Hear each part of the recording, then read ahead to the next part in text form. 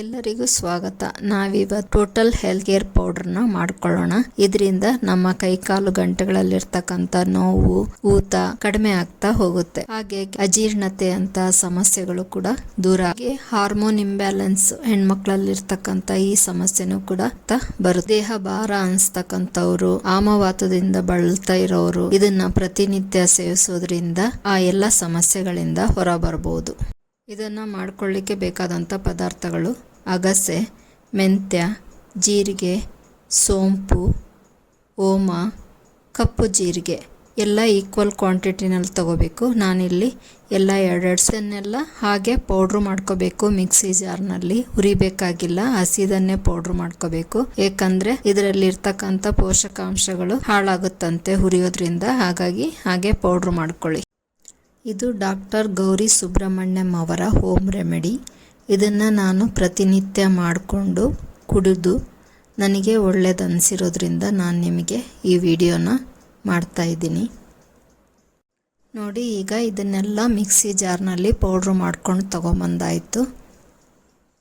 ನೋಡಿ, ಈ ರೀತಿಯಾಗಿ ಸಣ್ಣದಾಗಿ ಪೌಡ್ರು ಮಾಡ್ಕೊಬೇಕು. ಪೌಡ್ರು ಮಾಡ್ಕೊಂಡ ನಂತರ ಇದನ್ನು ಒಂದು ಗಾಜಿನ ಜಾರಲ್ಲಿ ನೀವು ಸ್ಟೋರ್ ಮಾಡಿ ಫ್ರಿಜ್ಜಲ್ಲಿ ಇಟ್ಕೋಬೇಕು. ಇದನ್ನು ತಗೊಳ್ಳೋದು ಹೇಗೆ ಅಂತ ನೋಡೋಣ ಬನ್ನಿ. 1 ಸ್ಪೂನ್ ಪೌಡ್ರನ್ನು ಒಂದು ಗ್ಲಾಸಲ್ಲಿ ತಗೊಂಡ್ಬಿಟ್ಟು ಅದರಲ್ಲಿ ಬಿಸಿನೀರನ್ನು, ಕುದೀತಾ ಇರ್ತಕ್ಕಂಥ ನೀರನ್ನು ಅದ್ರ ತುಂಬ ಹಾಕಿ ಇಡಬೇಕು. ಹಾಕಿ ನೈಟ್ ಫುಲ್ ಇಡಬೇಕು. ಆಮೇಲೆ ಬೆಳಗ್ಗೆ ನೀವು ಎದ್ದು ಖಾಲಿ ಹೊಟ್ಟೆಗೆ ಇದನ್ನು ಮೇಲ್ಗಡೆ ಇರ್ತಕ್ಕಂಥ ನೀರನ್ನು ಕುಡ್ಕೋಬೇಕು. ಪೌಡ್ರೆಲ್ಲ ಕೆಳಗಡೆ ಕೂತಿರುತ್ತೆ, ಹಾಗಾಗಿ ಮೇಲ್ಗಡೆ ಇರ್ತಕ್ಕಂಥ ನೀರನ್ನು ನೀವು ಕುಡ್ಕೋಬೇಕು. ಇಲ್ಲ ಅಂದರೆ ನೀವು ಸೋಸಿಯಾರು ಕುಡ್ಕೋಬೋದು. ಇಲ್ಲ ಅಂದರೆ 1 ಸ್ಪೂನ್ ಪೌಡ್ರಿಗೆ ಅರ್ಧ ಸ್ಪೂನ್ ಜೇನುತುಪ್ಪದಲ್ಲಿ ಕಲಿಸ್ಬಿಟ್ಟು ಅದನ್ನು ತಿಂದ್ಕೊಂಡು ನಂತರದಲ್ಲಿ 1 ಗ್ಲಾಸ್ ಉಗುರು ಬಿಸಿ ನೀರನ್ನು ಕುಡ್ಕೋಬೇಕು. ಈ ರೀತಿ ಮಾಡಿದ ನಂತರ ಅರ್ಧ ಮುಕ್ಕಾಲು ಗಂಟೆ ನಂತರ ನೀವು ಏನಾದರೂ ತಿಂಡಿ ಏನು ಬೇಕು, ನೀವು 2 ಟೈಮ್ ತಗೊಳ್ಳೋದಾದರೆ ಬೆಳಗ್ಗೆ ಈ ರೀತಿ ಪೌಡ್ರನ್ನ ನೀರಲ್ಲಿ ಹಾಕಿಡಿ. ರಾತ್ರಿ ಮಲಗುವ ಮೊದಲು ಇದನ್ನು ತಗೊಂಡ್ಬಿಟ್ಟು ಮಲ್ಕೊಳ್ಳಿ.